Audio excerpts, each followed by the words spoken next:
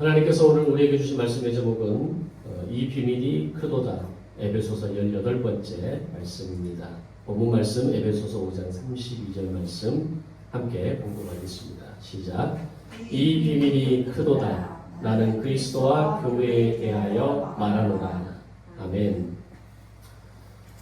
짐승들 중에는 서로에게 이득이 되는 공생관계에 있는 동물들이 있습니다. 우리가 이 공생관계를 가장 많이 알고 있는 예가 악어와 악어새 같은 경우입니다. 악어는 워낙 강하고 포악한 동물 가운데 하나여서 그의 곁에 가까이 다가갈 수 있는 동물은 그리 많지 않습니다. 그런데도 악어새는 악어 곁에 가까이 가는 것을 좋아하고 악어 또한 악어새가 자신에게 가까이 오는 것을 싫어하지 않습니다. 왜냐하면 악어새는 악어의 그 이빨 사이에 끼어 있는 각종 고기 찌꺼기들을 깨끗하게 제거해주는 무료 스케일링을 해주는 존재이기 때문입니다. 악어새는 그런 악어의 이빨에서 날마다 신선한 고기 뷔페를 먹을 수 있기 때문에 악어새의 입장에서도 악어는 고마운 존재가 됩니다. 그 외에도 공생관계에 있는 대표적인 케이스가 꽃과 벌의 관계입니다. 꽃은 벌에게 신선하고 맛있는 꿀을 제공하고 벌은 꽃이 열매를 맺을 수 있도록 수분을 도와주는 역할을 하기 때문입니다. 그 외에도 이번에 처음 알게 된 공생관계에 있는 생물을 제가 좀 더 검색을 해봤더니 광어와 청소새우도 공생관계에 있다라고 하는 얘기를 알려줬습니다. 광어는 우리가 알고 있는 대로 넓은 몸체를 가지고 있죠. 그래서 자신의 몸에 붙어있는 기생충을 스스로 제거할 수 없는 몸의 구조라고 이야기합니다. 그리고 또는 자신의 몸에 어떤 상처가 났을 때 그 어떤 썩은 부분, 잘못된 부분을 뜯어내야 새로운 살이 돋아나는데 광어는 자신의 몸에 붙은 그런 기생충을 스스로 제거하거나 또는 자신의 그 몸 부위 중에 썩은 부분을 이렇게 잘라내기가 어렵다라는 거죠. 바로 그때 광어의 몸에서 기생충을 제거하거나 죽은 살점을 뜯어내는 역할을 하는 것이 청소새우라고 합니다. 이들의 관계는 그렇게 서로에게 꼭 필요한 존재이지만 사실 자세히 들여다보면 그들은 서로를 위한 관계가 아닌 철저하게 자신의 이익을 위해서 존재하는 그런 관계라는 것을 알 수 있습니다. 그런데 이런 공생관계에 있는 생물들처럼 이 땅에 존재하는 많은 부부들이 마치 악어와 악어새처럼 서로를 위해서가 아닌 자신의 이익을 추구하는 것이 먼저 생각하는 그런 공생관계로 살아가는 부부들이 많다라는 겁니다. 이것에 대해서도 그런 것도 괜찮은 관계 아닙니까? 부부관계 속에서 그런 공생관계라고 하는 개념도 필요한 것 아닙니까? 라고 물으실 수도 있겠지만 그러나 부부관계가 그렇게 공생관계에 머무르게 되면 그것은 굉장히 위험한 관계가 될 수 있다는 것을 알아야 됩니다. 왜냐하면 상대를 통해서 얻을 수 있는 이익이 끝나버리거나 사라지게 되면 상대는 나에게 더 이상 필요 없는 존재가 되기 때문입니다. 특히 우리가 인생을 살면서 만나는 크고 작은 여러 일들을 경험합니다. 때로는 비바람이 몰아치고 홍수와 태풍이 몰아치는 그런 인생의 절벽과 골짜기를 그렇게 수없이 넘나드는 그런 인생을 만나면서 우리는 충격을 끝까지 버티지 못하고 쉽게 무너질 수 있는 인생이기 때문입니다. 따라서 이 부부라고 하는 관계는 공생관계, 즉 나의 필요에 의해서 만들어지고 살아가는 관계가 아니라 서로의 필요를 채워주고 서로를 돕는 배필로 함께 살아가는 관계여야 한다라고 하는 것이 바로 가정이라고 하는 부부라고 하는 관계 속에 건강한 관계가 되는 겁니다. 이런 가정의 모습을 성경에서는 표현할 때 반석 위에 세운 집이다 라고 표현합니다. 그렇다면 반석 위에 가정을 세운다는 것이 무엇이고 어떻게 하면 반석 위에 가정을 세울 수 있을까라는 것을 우리가 한번 생각해 봐야겠습니다. 먼저 에베소서 4장 3절 말씀을 보면 성령이 하나 되게 하신 것을 힘써 지키라는 말씀이 나오는데, 이 말씀은 에베소서에 있어서 전체 6장에 걸쳐서 이야기하는 내용 가운데 가장 핵심이 되는 머릿말이라고 할 수 있습니다. 즉 에베소서 전반부를 보면 하나님이 하나 되게 하신 교회를, 하나됨을 지키는 것이 너희에게 주신 사명이다, 이렇게 말씀하신다면, 후반부로 넘어오면서는 하나님이 하나 되게 하신 것이 또 하나 있는데 그것이 바로 가정이며, 가정은 교회의 가장 기본적인 단위이기 때문에 너희는 이 가정의 하나됨을 위해서 힘써 지키라는 사명을 말씀하시게 됩니다. 즉 에베소서를 통해 말씀하시는 반드시 우리가 지켜야 될 것이 두 가지가 있는데, 바로 그것은 하나님이 하나 되게 하신 교회와 가정이다 라는 말씀을 에베소서를 통해 하고 있다는 겁니다. 따라서 우리 그리스도인이 깨달아야 할 사명은 교회와 가정이라고 하는 이 두 개의 공동체를 지키는 것이고, 그 결과로 인해서 교회와 가정을 든든한 반석 위에 세우는 것이 바로 오늘 모든 믿음의 사람들이 가져야 할 중요한 사명이라고 하는 겁니다. 그렇다면 하나님이 주신 이 사명, 이 두 개의 공동체를 우리가 어떻게 하면 지킬 수 있느냐라고 하는 겁니다. 지난 에베소서의 말씀을 복습해서 정리해 보면, 첫 번째로 하나님이 하나 되게 하신 교회 안에 속한 우리 성도가 서로 연결되고 결합되어질 때 교회를 지킬 수 있다라고 말씀하십니다. 즉 교회는 한 성도 한 성도가 개별적으로 분리되어져서 아무런 관계가 없는 공동체가 아니라, 이 자리에 8명이 앉아있다면, 이 자리에 20명이 앉아있다면, 이 자리에 몇백 명이 앉아있다 할지라도 오늘 그들이 연결되어지고 결합되어져서 서로의 마음을 알기를 원하고 서로의 필요를 채우기를 원하고 서로에게 도움이 될 수 있는 관계로 연결되고 결합되어지는 관계, 그것을 힘써 지키는 것, 바로 그것이 교회를 지키는 방법이라는 겁니다.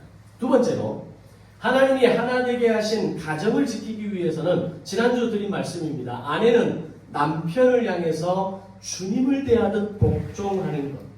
남편은 아내를 그리스도께서 교회를 사랑하신 것처럼 자신의 목숨을 내어주기까지 지키고 보호하는 것, 바로 그것이 가정을 지키는 원리라는 겁니다. 여기서 남편이 더 위에 있냐, 아내가 더 위에 있냐, 누가 더 힘이 세냐, 이런 얘기를 하는 게 아니라 그것이 가정을 지키는 원리라는 겁니다. 남편에 대해서는 질서의 개념을 통해서 복종하는 것, 아내에게는 그리스도가 교회를 사랑하신 것처럼 자기 목숨을 내어주시기까지 사랑하는 그 사랑의 실천을 아내에게 하는 것, 바로 이것이 오늘 에베소서를 통해 말씀하시는 교회와 가정을 지키라는 명령이고, 그 명령을 지키는 방법이라는 것을 에베소서는 말씀하고 있는 겁니다. 그렇게 만들어지고 지켜낸 이 교회와 가정의 하나됨에 대해서 이제 오늘 본문에서는 굉장히 결론적이면서 굉장히 강력한 이야기를 합니다. 바로 에베소서 5장 31절에 부부를 하나로 만드신 것을 비밀이다 라고 말씀하십니다. 그리고 이 비밀이 매우 크다 라고 말씀하십니다. 근데 조금 우리는 이상합니다. 부부가 하나 되는 것이 무슨 비밀이 된다고 이렇게까지 말씀하시는 것일까 라고 생각할 수 있겠죠. 부부가 처음에 연인으로 만나서 서로에 대한 호감을 느끼면서 그 호감이 사랑으로 바뀌고, 그리고 어느 날 함께 하려는 마음이 간절해지면서 결혼을 약속합니다. 그리고 살아가면서 크고 작은 일들을 우리는 경험하면서 때로는 그 가운데 기쁜 일도 있고 슬픈 일도 있고 때로는 화가 나는 일도 있고 어려운 일도 경험하면서 우리는 결혼 생활을 해갑니다. 그 가운데 하나님께서 허락하신 자녀를 낳아 양육하면서 어느 날 지나고 보니까 부부는 늙어가고 있고 결국 그렇게 인생을 마감하는 겁니다. 그런 인생에 과연 무슨 비밀이 있다라고 하나님께서는 이 비밀이 크다라고까지 말씀하시느냐라는 겁니다. 우리가 그냥 편하게 하는 이야기로 그런 이야기 많이 하잖아요. 살아가는 거 다 똑같다. 그냥 부부가 다 그렇게 싸우면서, 그렇게 때로는 갈등하면서, 때로는 자녀 키우면서, 거기에서 인생을 낙을 경험하면서 살아가는 게 다 부부지 뭐 별난 게 있겠냐, 이런 얘기를 가끔 우리가 하게 됩니다. 그런데 성경은 오늘 이 부부가 함께 살아가는 것에 대해서, 부부가 하나 되게 하신 것을 힘써 지키는 이것에 대해서 성경은 비밀이 있다, 그리고 이 비밀이 매우 크다라고 말씀하는 겁니다. 이 말의 의미는 부부는 자신의 이익을 위해서 살아가는 공생관계가 아니다. 혼자 사는 것보다 둘이 함께 사는 것이 더 좋은 거야 라는 의미가 아니라, 그렇게 서로 다른 두 사람이 만나서 하나가 되는 것, 바로 그 만남 자체가 비밀이다라는 것에서부터 시작하는 겁니다. 그럼 여기서 말하는 비밀이 어떤 의미일까라는 걸 생각해 봐야 됩니다. 본문에서 비밀이라는 말은 헬라어로 미스테리온이라는 말로 기록됩니다. 우리 영어에서 미스테리라는 말과 유사한 이 영어가 여기에서 파생된 단어이기도 합니다. 그런데 이 미스테리온이라는 이 말의 뜻이 가진 원래 의미는, 비밀은 비밀인데 숨겨진 비밀이 아니라 환히 드러난 비밀이다라는 뜻입니다. 우리가 보통 비밀이라고 이야기하고 시크릿, 미스테리라고 이야기하는 것은 감추어진 걸 이야기합니다. 아무도 모르는 걸 의미합니다. 그런데 원래 미스테리온이 가지고 있는 의미는 환히 아는 비밀, 환히 드러난 비밀, 누구나 알려고 하면 알 수 있는 비밀이 미스테리온, 오늘 본문에서 이야기하는 비밀의 뜻이라는 겁니다. 즉 아무도 모르는, 절대 알아서는 안 되는 비밀이 아니라 때가 차면 드러나는 비밀을 말하는 것이고, 또 다른 의미에서는 누군가에게는 비밀이지만 다른 누군가에게는 더 이상 비밀이 아닌 것이 미스테리온입니다. 조금 더 쉽게 이해하기 위해서 예를 들면, 우리가 어릴 때 친구들에게 이렇게 말했던 기억이 있습니다. 또는 어른이 되어서도 이렇게 말을 하는 사람들이 있습니다. 야, 이건 절대 비밀인데 너만 알고 있어야 된다. 내가 이걸 어떻게 알게 됐는데 내가 이걸 딴 사람한테는 말을 안 했어. 근데 너에게만큼은 내가 말해줄 테니까 너는 이 비밀을 꼭 지켜줘. 절대 다른 사람한테 말하면 안 돼 라고 신신당부합니다. 이게 미스테리온입니다. 그건 더 이상 비밀이 아닌 거죠. 너한테만 알려줄 테니까 절대 말하지 마 라지만 어느 날 보니까 다 알아버립니다. 그건 비밀이 아닌 거죠. 근데 그때 개념의 그 비밀이 미스테리온입니다. 비밀이라고는 하지만은 어떤 이에게는 알려진 비밀이고 또 다른 누군가에게는 완전히 알려지지 않은 비밀이라는 겁니다. 이것을 에베소서 1장 9절에서 바울은 그 뜻의 비밀을 우리에게 알려주셨다라고 이야기합니다. 그럼 이 에베소서 1장 9절에서 그 뜻의 비밀을 우리에게라고 말할 때 그 우리에는 누구를 말할까요? 그리스도입니다. 즉 하나님께서 야 이거 너만 알고 있어야 돼? 내가 너한테만 알려주는 거야? 라고 말하면서 이미 모든 그리스도인들에게 이 비밀을 알려주셨다는 겁니다. 그리고 고린도전서 4장 1절을 보면 우리를 그리스도의 일꾼이요 하나님의 비밀을 맡은 자로 여길지어다 라고 말씀합니다. 즉 우리는 그냥 어쩌다가 비밀을 알게 된 사람이 아니라 에베소서 1장 9절과 고린도전서 4장 1절 말씀을 연결해서 보면 이 비밀을 맡은 자, 하나님으로부터 맡겨진 위임받은 자라고 하는 말씀이라는 겁니다. 그럼 비밀을 맡은 자는 어떻게 해야 됩니까? 그 비밀을 나만 알고 있는 것이 아니라 내가 아는 이 비밀을 다른 사람들에게 전해야 하는 책임이 있는 비밀의 개념이 되는 겁니다. 즉 성경에서 말하는 비밀은 절대 너만 알고 있어야 돼 라고 하는 비밀이 아니라 나는 이걸 너한테 먼저 알려주는 거야.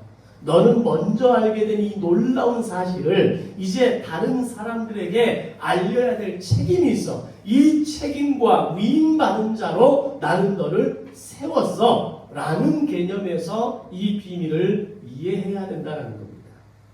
따라서 모든 그리스도인은 이미 비밀을 아는 자이고 그런 그리스도인에게 주어진 사명과 책임은 비밀을 알리는 자이고 우리가 비밀을 알려야 할 대상은 바로 믿지 않는 모든 사람들이 되는 겁니다.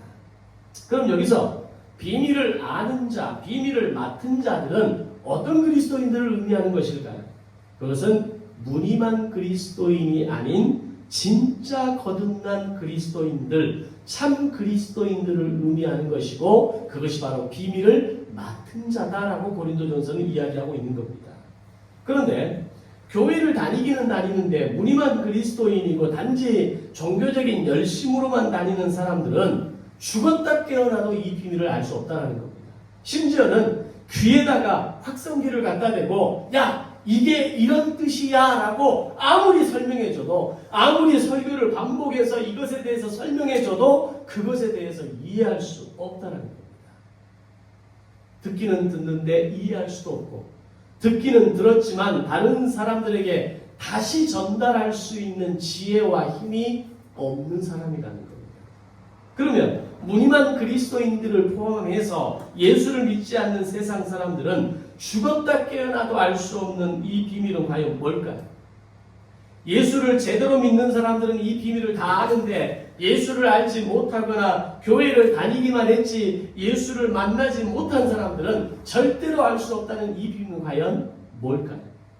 저는 오늘 이 말씀이 여러분들의 눈을 밝게 해서 부부로 함께 살아가고 있지만 잘 알 수 없고 희미하게 보였던 비밀이 환하게 보여지는 시간이 되시기를 주님의 이름으로 축복합니다.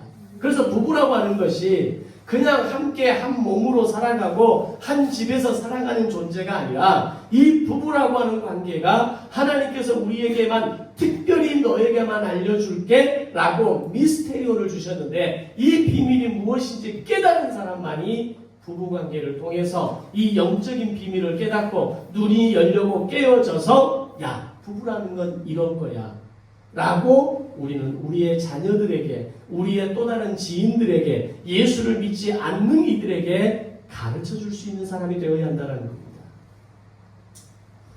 우리가 창세기를 보면 하나님이 천지를 창조하시면서 계속적으로 반복적으로 하신 말씀이 있습니다. 어떤 말씀입니까? 보시기에 좋았더라 라는 말씀을 하시죠. 그런데 창조 과정에서 창조를 마치신 직후에 날마다 늘 보시기에 좋았더라, 보시기에 좋았더라라고 말씀을 하시는데 그 가운데 반대되는 말씀을 딱 한 번 하십니다. 그때가 언제입니까? 아담을 보시면서 아담의 혼자 있는 것이 보시기에 좋지 않았다라고 말씀합니다. 그리고 그런 아담이 자신이 혼자라는 것을 깨닫게 하시기 위해서 그에게 맡기신 일이 있습니다. 어떤 일을 맡기셨나요?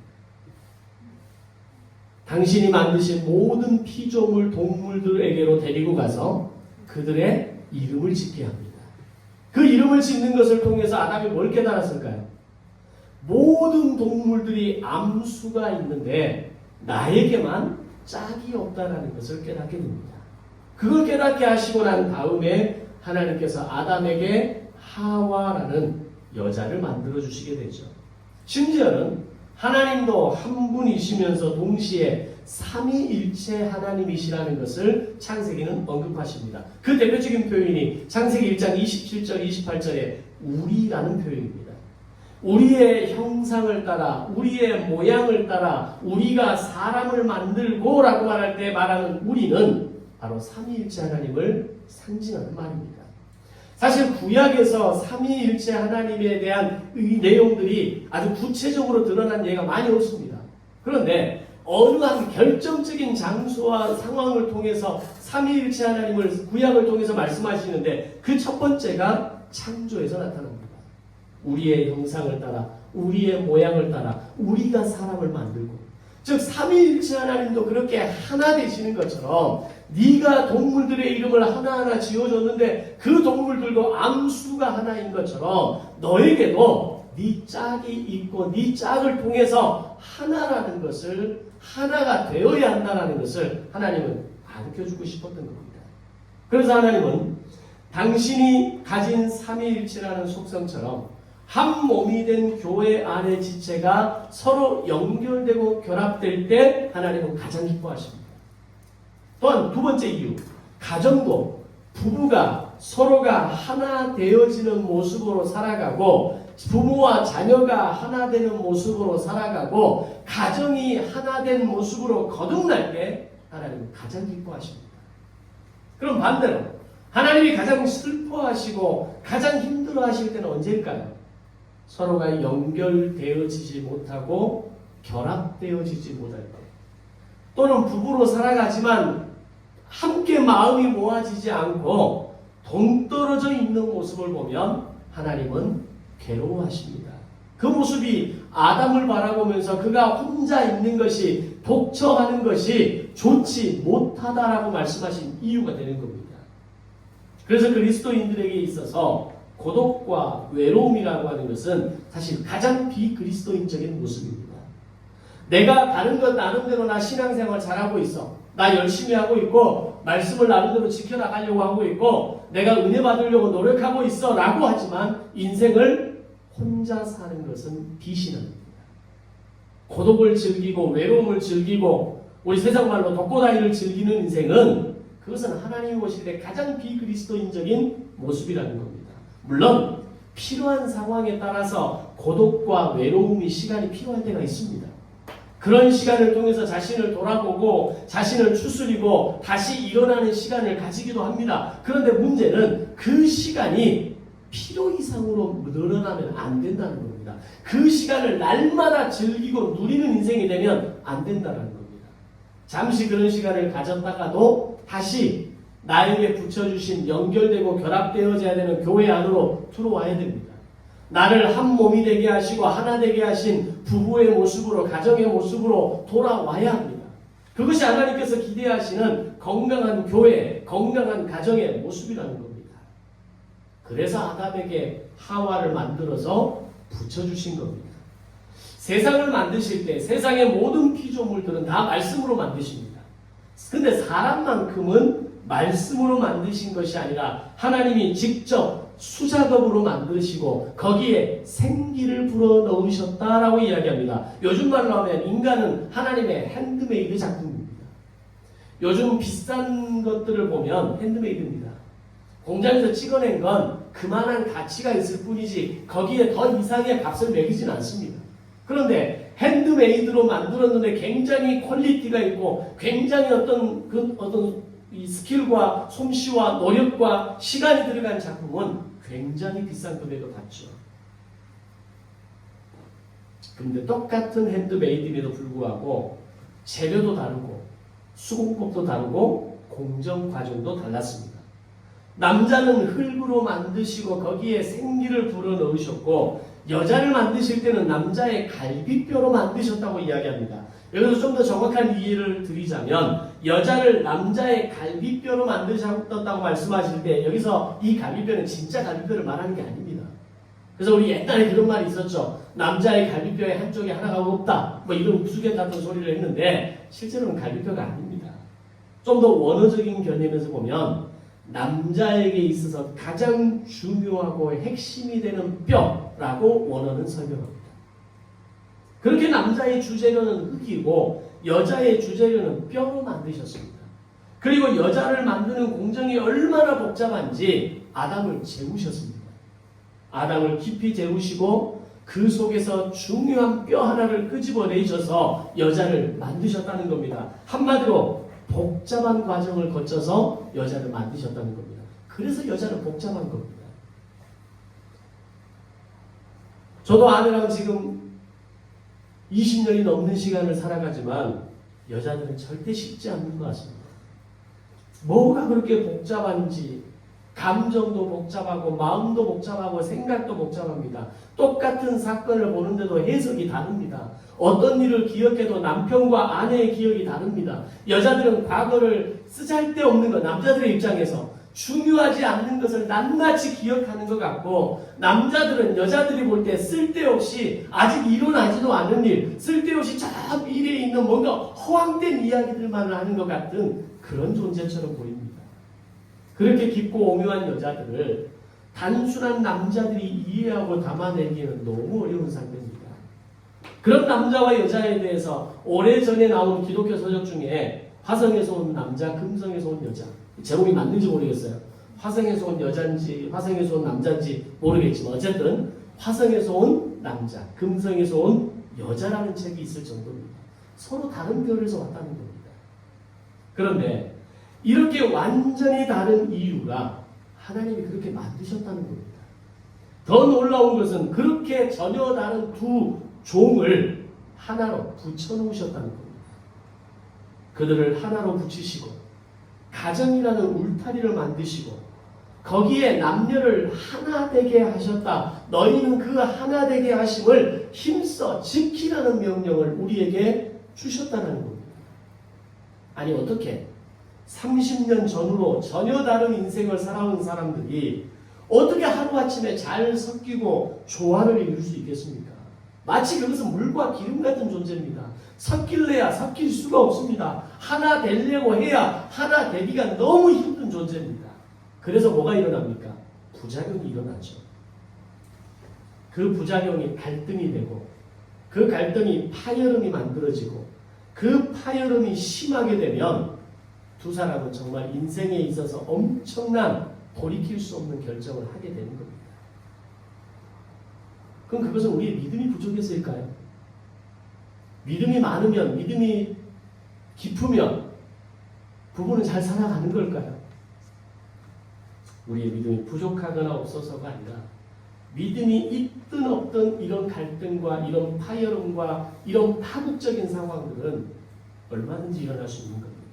안타까운 것은 그런 파열음을 견디지 못하고 결국 서로가 돌이킬 수 없는 결정을 한다는 것이 가슴 아픈 겁니다. 근데 그들은 이렇게 얘기합니다. 우리는 성격 차이로 헤어졌다. 근데 이 말에 심각한 어폐가 있다는 걸 우리는 알아야 됩니다. 이 세상에 똑같은 성격 가진 사람이 어디 있습니까? 만나도 어떻게 그렇게 전혀 다른 성격의 사람을 만납니까? 저와 저의 아내는 디스크로도 MBTI로도 완전히 반대입니다. 똑같은 게 단 하나도 없어요. 연애할 때는 그게 매력이었고 그게 호감이었고 나에게 없는 그 모습이 너무 좋아 보이는데 살다 보니까 이 서로 다른 이 성격이 정말 땅을 치는 후회가 되는 상황도 우리는 만들어지게 되는 겁니다. 제가 그렇다는 얘기가 아니라 우리 인생의 부부가 만나서 살아가는 그 속에서 성격이 같은 사람이 만날 수가 없는 겁니다. 근데 많은 부부들은 우리는 성격 차이로 헤어졌다라고 이야기합니다. 성격은 당연히 차이 날 수밖에 없는 겁니다. 따라서 많은 부부들이 성격 차이로 헤어졌다라고 말하는 것이 절대로 정당한 변명이 될 수 없다라는 것을 우리는 알아야 됩니다. 그럼 왜 부부들은 헤어지는 걸까요? 세상에는 다양하고 많은 인간관계들이 있는데 그 인간관계와 부부관계에 유일하게 다른 게 있습니다. 그 유일하게 다른 것이 바로 뭐냐? 부부관계는 영적인 관계라는 겁니다. 제가 왜 부부관계를 영적인 관계라고 말하는지 오늘 설교를 다 듣고 나면 이해가 좀 되실 겁니다. 자, 여러분이 인생을 살아가면서 중요하게 생각하는 관계는 어떤 관계입니까? 대표적으로 친구 관계를 중요하다고 말씀하지 않습니까? 실제로 주변의 사람들을 보면 친구 없이는 못 사는 사람들이 있습니다. 그렇게 중요하게 여기는 친구 관계도 마음에 안 들고 대화가 안 되면 어느 날 멀어집니다.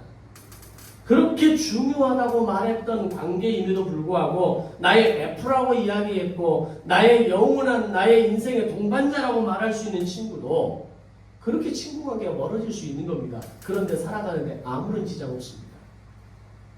또는 그런 부정적인 이유가 없었다 할지라도 물리적인 거리로 인해서 멀리 떨어져 살거나 내가 살고 있는 곳에서 어느 날 갑자기 내가 좋은 친구를 만났어요. 그러면 기존에 좋은 친구 관계도 자연스럽게 연락이 뜸해지고 왕래가 줄어들면서 어느 날 그렇게 추억 속으로 사라지는 것이 친구입니다. 우리가 같은 부모에게서 태어난 형제들일지라도 그 중에 나를 더 이해해주고 나를 더 좋아하고 나하고 좀 더 대화가 맞는 그런 형제와 가까이 지내고 그렇지 않는 형제는 적당한 거리를 두고 살아도 우리 인생을 사는데 아무런 문제 없습니다. 그것 때문에 네가 어떻게 그럴 수 있냐라고 따지지 않습니다. 그 사람도 알거든요. 이 형제는 나하고 맞는 형제인지 나하고는 좀 잘 맞지 않는 나름대로의 자기만의 세계가 있는, 그래서 대화가 그냥 일상적인 어떤 형제로서의 대화나 질문은 주고받지만 인생에 있어서 나에게 중요한 삶의 이슈를 이야기하거나 의논하거나 그런 이야기를 하진 않습니다.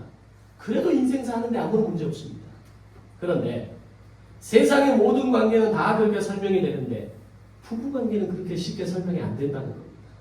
적당한 거리를 두고 나는 나, 너는 너 절대로 살아갈 수 없습니다. 이유가 뭘까요? 세상의 모든 관계는 적당히라는 것이 있고 마음에 안 들면 거리도 둘 수 있고 어느 날 연락이 끊어질 수도 있지만 부부관계는 절대로 그렇게 인생을 살아갈 수는 없다는 겁니다. 왜냐하면 부부관계는 다른 어떤 관계에서도 찾아볼 수 없는 특별한 요소가 담겨 있는데 바로 하나님께서 교회와 가정에게만 주신 하나됨이라고 하는 비밀이 있다는 겁니다. 세상의 모든 관계에서는 없는 부부관계에만 있는, 교회 안에만 있는 특별한 관계가 있는데 그게 바로 영적인 관계라는 겁니다. 부부관계는 공생관계가 아닌 하나님이 하나 되게 하신 영적인 관계이기에 거기에는 세상의 가치관으로는 이해할 수 없고 세상의 가치관으로는 풀어낼 수 없는 비밀이 있다라고 말씀하고 있는 겁니다. 그래서 부부관계는 영적 관계입니다. 부부관계를 이해하고 깨닫게 되면 그리스도와 교회의 관계를 알게 되기 때문에 성경을 이해하는 데 훨씬 쉬워집니다. 반대로 부부관계가 자꾸 깨트려지고 부부관계가 갈등이 일어나고 부부관계가 파열음이 일어나게 되면 신앙생활도 쉽지 않습니다. 여러분 그렇지 않던가요? 여러분 주변에 여러분이 알았던 사람들을 한번 머릿속에 떠올려 보십시오. 부부관계가 쉽지 않은 사람들이 신앙생활 잘하는 사람 쉽게 발견할 수 없습니다. 그냥 물론 교회 안에서 맡은 직분을 정말 열심히 한다. 그런 사람이 있을 수는 있습니다.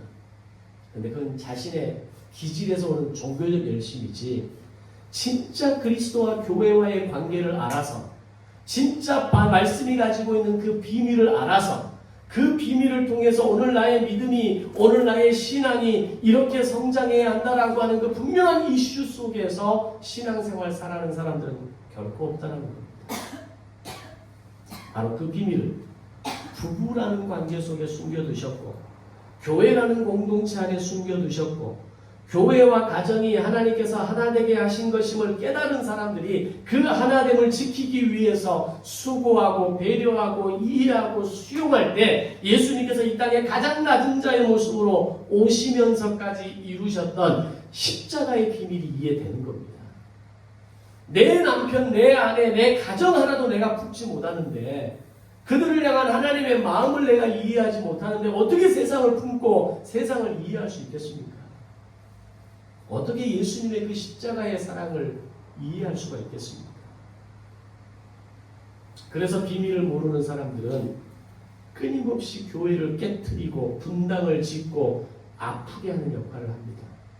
이 비밀을, 이 영적인 관계를 모르는 부부들은 끊임없이 상대를 지적하고 상대에 대해서 어떤 그 상대를 비판하고 상대에 대해서 약점들을 끄집어내서 그것들을 집요하게 물어뜯는 역할들을 하고 살아가는 겁니다. 이런 비밀을 모르는 사람들은 남편에게 복종하지 못하고 아내를 사랑하지 못하고 단지 악어와 악어새의 관계로 나의 이익을 먼저 챙기고 나를 더 이해해 주기를 바라는 관계로 죽을 때까지 살아가는 겁니다. 그게 어느 날 황혼이 되어지면서 황혼 이혼이 만들어지는 겁니다.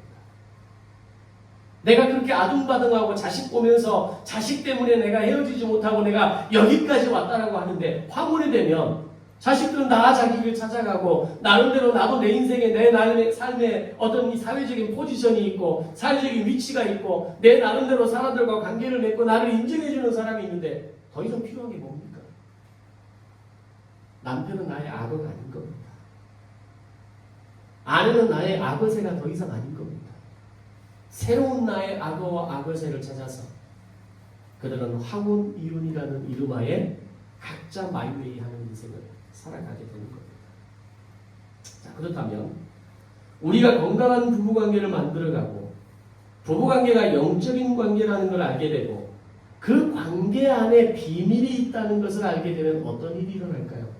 과연 그 비밀은 도대체 뭐길래 계속해서 비밀이 크다라고 말씀하시고 이 비밀을 통해서 우리의 믿음이 분명해지고 오늘 우리의 가정이 건강해지고 우리의 교회가 건강해진다고 계속 말하는데 결정적으로 이 비밀이 뭐냐라는 겁니다. 이게 중요한 포인트입니다. 배우자를 통해서 나를 보게 되는 겁니다.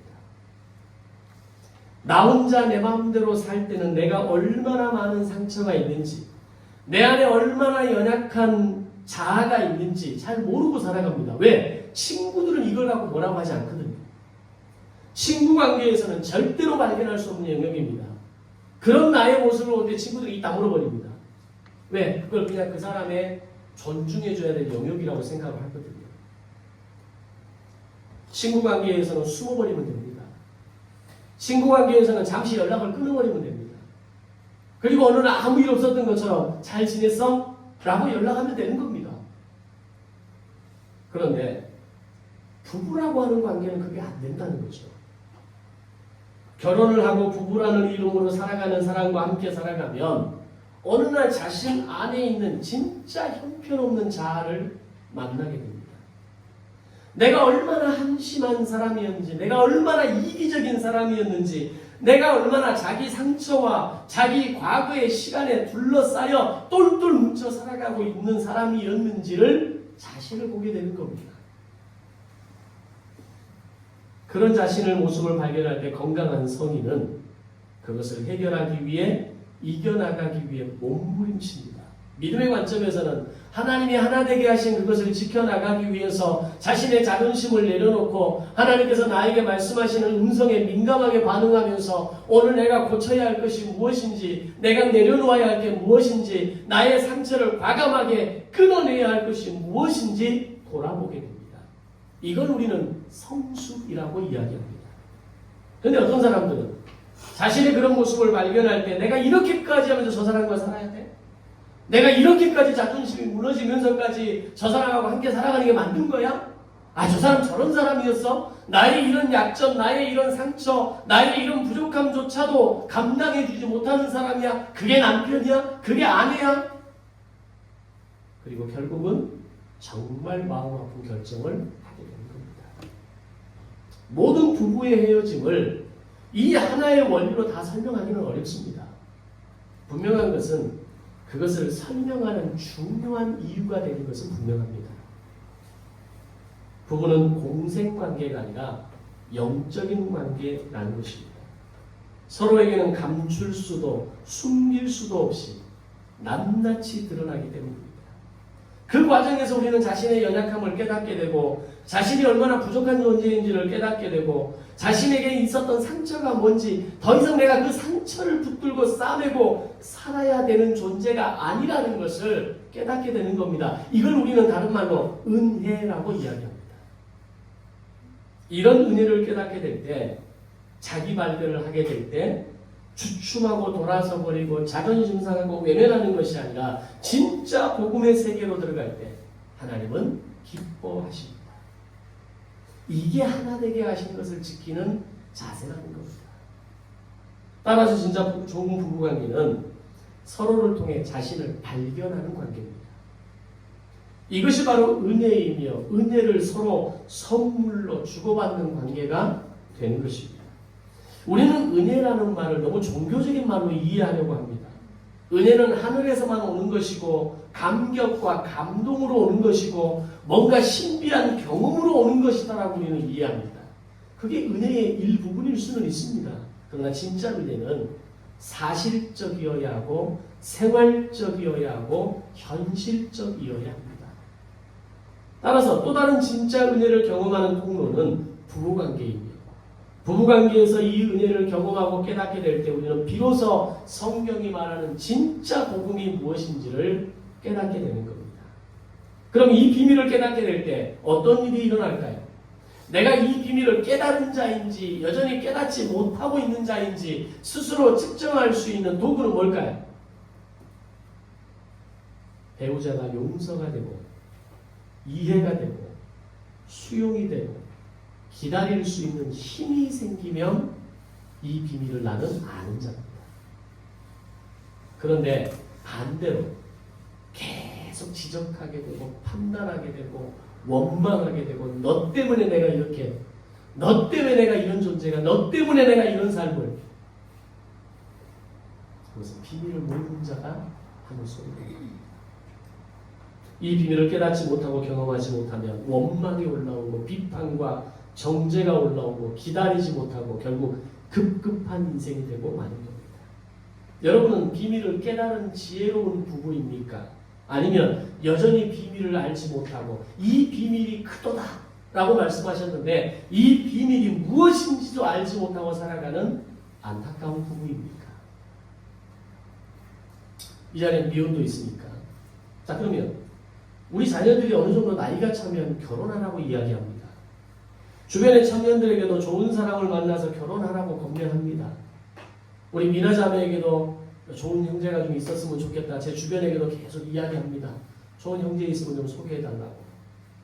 자, 그러면 왜 그들에게 우리는 결혼하라는 이야기를 하고 있습니까? 만약 여러분들이 생각하는 결혼의 목적이 행복이라면 굳이 결혼을 해야만 행복합니까? 라는 질문을 다시 반문을 받을 수 있지 않겠습니까? 사실 미혼으로 살아도 이 시대는 행복할 수 있는 요소가 너무 많습니다. 얼마나 맛있는 게 많습니까? 얼마나 갈 수 있는 곳이 많습니까? 얼마나 해볼 수 있는 게 많습니까? 진짜 행복으로 찾는다면 결혼하지 않아도 행복합니다. 그냥 좀 아쉬울 뿐이죠. 나를 닮은 자녀가 없다라는 거 아쉬움. 내가 진짜 인생의 어떤 외로움을 경험할 때 나를 안아주고 끌어안아줄 수 있는, 나를 그냥 내 편만 내줄 수 있는 그런 사람을 내가 없다라는 거, 내 옆에 없다라는 게 아쉬움이죠. 근데 결혼해보세요. 그게 내 편이 되나? 내 편 아닙니다.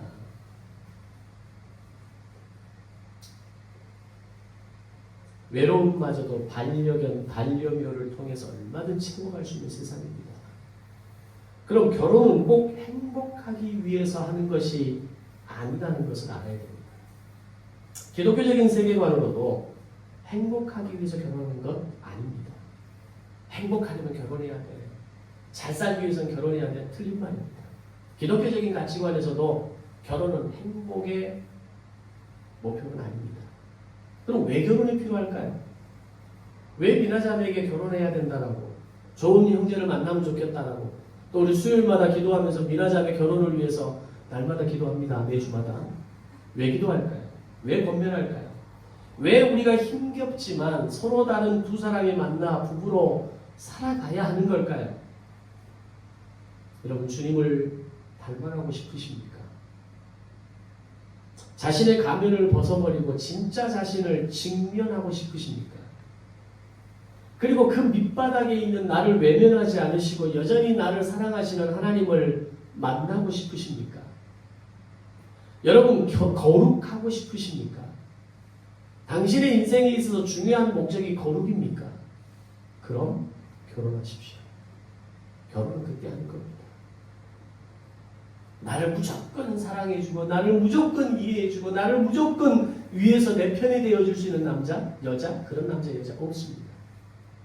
그러나 결혼을 통해서 내가 주님을 더 닮아갈 수 있는, 나의 가면이 벗어던져지고 나의 실체가 보여지고 내가 이렇게 연약한 사람이었구나, 내가 이렇게 이기적인 사람이었구나, 내가 이렇게 나밖에 모르는 사람이었구나, 그래서 나에게 주님의 은혜가, 주님의 사랑이 더 필요하구나 라는 걸 깨닫는 게 거룩입니다.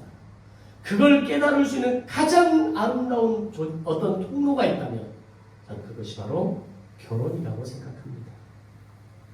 바로 이런 것들이 여러분들이 결혼해서 살아가는 이유이고, 결혼하고 싶은 이유라면 기혼자들은 의미 있는 결혼을 하신 것이고 미혼이신 분들은 반드시 결혼해야 되는 이유가 되는 겁니다. 그게 목적이라면 여러분의 결혼은 탁월한 선택이 될 수 있는 겁니다.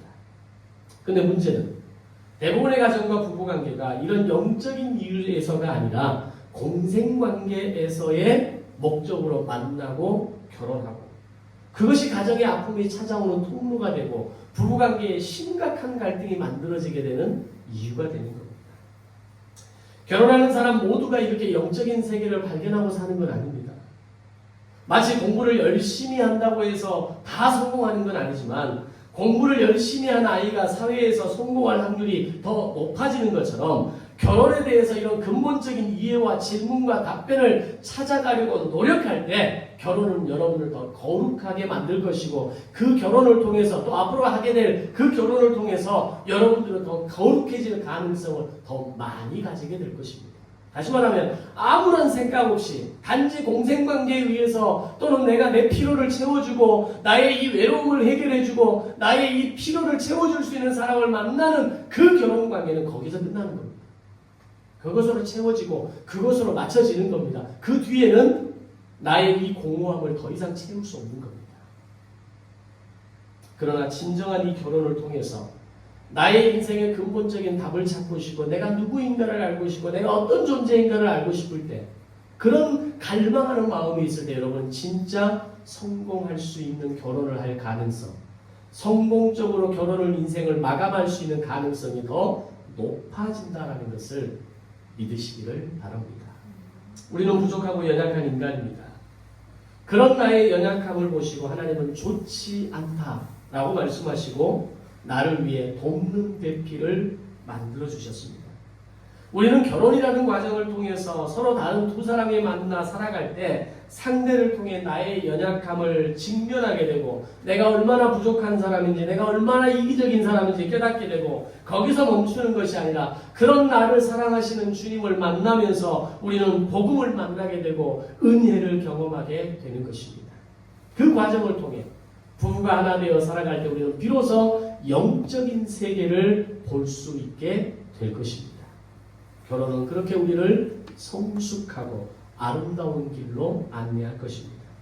하나님이 하나 되게 하신 이 교회와 가정을 힘써 지키는 이 비밀을 맡은 자로서 책임을 다하는 그리고 이 비밀을 여러분의 지인들에게 이 비밀을 알지 못하는 사람들에게 전달할 수 있는 그리스도인들이 되시기를 주님의 이름으로 축원합니다.